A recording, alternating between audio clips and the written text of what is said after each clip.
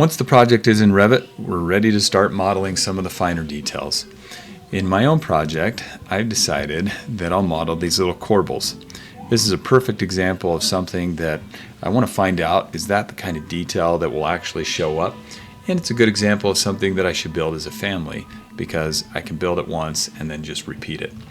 Now in this video, I'm not going to build it as a family.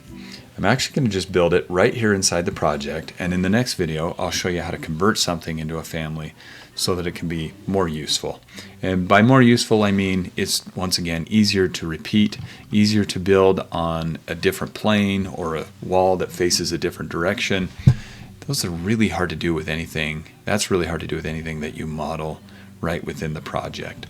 So this is a good candidate for me. Find something in your own project that aligns well with what I'm about to do, and hopefully you can follow along. Okay, first thing, I'm looking at the front of the project in 3D. I mentioned in the last video it's a good idea to have elevations with names that match, because sometimes here you don't know what you're looking at. Everything's symmetrical. I'm actually looking at the back. I can use the view cube to help me make sure this is the front and that aligns with the front elevation that I'm looking at now. You can see I got started here already by using red lines just to kind of sketch out what I'm about to build. And I suggest you do that. You can create red lines by going to Manage, Additional Settings, Line Styles, and then you can click on New, give it a name. I already have one called Red, so I named this new one Red 1. But once you have the new line type, give it a color and a thickness. Then just click OK, and you've got a new line that you can start drawing with when you use the detail line command. DL. That brings up the line options as well as the line styles. You want to hit the drop down, go choose your red. And I'm going to show you how I subdivided the spaces up here. That was with the array command. I started by just drawing a single line, and I had already gone into my image and counted that there are 13 equal spaces, and that means I'm counting the corbel and then the negative or empty space, and there are 13 of those. I'm just going to assume that's all equally spaced across there. Interestingly, there are actually 15 here, and I think more over here. That's more accuracy than I care to show in a 3D print, so I like the 13 number. I'm just going to stick with that on all bays. Okay, how do you use the array? Well, simply select your first line, AR for array, or you can find it up here on the ribbon. Okay, and then make a selection here. You're either going to move the line by copying it over here and call that the last position or the second position. Last position is what we want, because that means after I copy it, I can tell it how many times to copy from the first to the last. This will be the last one in the series. If that were the second one in the series, and I needed 14 of these, or 13, I would move the line over, type in 13, and that would be the second one, so the next one would be out here, the third and the fourth, and they would go on for quite a distance. So in this case, last is the better option. I select last, and then I just again copy this over here to the end. That's the last one, and then tell it in this box how many of them I want. If I want 13 spaces, that means I need 14 lines, so I'm going to type in 14, and now I have 13 equally spaced lines, or I guess 14 and 13 equal spaces, and I'm ready to start drawing like I had done over here. The way that I did it is I added this additional line just so that I could find the midpoint. So anytime you're drawing, you can find the midpoint of a line just by moving your cursor towards the center, and you'll see that little triangle. That means it's the midpoint. So that's kind of how I carved this out over here. Down here at the bottom, I used the array command one more time, and that's to show the little steps in the bottom of the corbel. The reason I use the array is I could visually just move this up and down and get equal spacing between all the lines and just kind of move it to where I liked it. Okay, so now I'm ready to start doing the actual extrusion. To do so, I'll go Architecture, Component, Model in Place. I want to go over here and find the generic model. You can give it a name. You really don't have to, but you can. Corbel. And the reason I only sketched one of these, that's what I want to start off with, just a single element. And I'm going to do this as an extrusion. The pick lines tool comes in handy because I don't need to redraw everything that I've already sketched. Some of it I will have to redraw because it doesn't really find a line where I want it to start and stop. So same probably here at the bottom, I'll do that again. And then recognize that this has to be one continuous loop. So right here, that's a loop, and this is a loop, and that's a loop, and that's not going to work. So I'll use the trim command to shorten the line here and here. Okay, now it's one enclosed shape. Sometimes students will run into a problem here. They'll hit the green check mark, and it won't let them move on. And it's usually a matter of something at a corner that doesn't actually have two lines touching, or you might have this.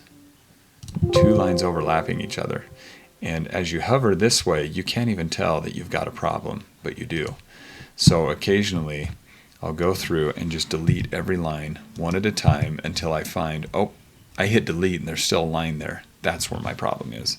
And then I can undo to get everything back, take care of the problem, and now I'm ready to hit the green check mark. Actually, I'm almost ready. I almost made a big mistake. I'm not ready yet because where is it going to create this? In my case, it would have created that in the center of my building, not out here on the wall where I want it to be. So keep in mind that if you want it to be on a wall, your wall has to be modeled first. And in my case, I'm ready now to tell it where to build that, which again is on the wall, by using the Set Work Plane tool. Hit the drop down, pick a plane, and then I'm just going to go hover over that wall until I see it highlight. And then if I select it, that's now the work plane where everything in this view is going to be created. Not everything in every view, but just for this view, I've set the work plane. And actually, that's not entirely true for this extrusion, for this form. Anything else that I create will try to be built right here, even in a different view, because I set it. I set my work plane for this form or this model, and you can see that it's placed accurately. That little sketch is in the right spot. Going into 3D is very helpful because it lets you see if you've got your work plane set up correctly or not. You can always use the show button, and that shows you more graphically where your work plane is. Just don't forget to turn it off because sometimes it does kind of get in the way. Okay, let me go back into front, and it's got an extrusion start and extrusion end over here. I can adjust that depending on how deep I want this to be. I don't really know, so I'm just going to hit accept, and then let's go look at it here and see how I did. According to my SketchUp model, that's probably a little too far, and I can continue playing with this. And that's probably not enough. Let's try it at 9 inches, and that looks better. It's not a perfect match for my SketchUp model, but I'd rather use a nice even whole number, so I'm going to go ahead and stick with that. Okay, that model, as of now, is done. And if I wanted more of these, what I would probably do is go back to the front, select it, and just like I did before with the array, I can actually do that again. Of course, I would have to move this over, because it should align with the pilaster. And then I would do AR for array,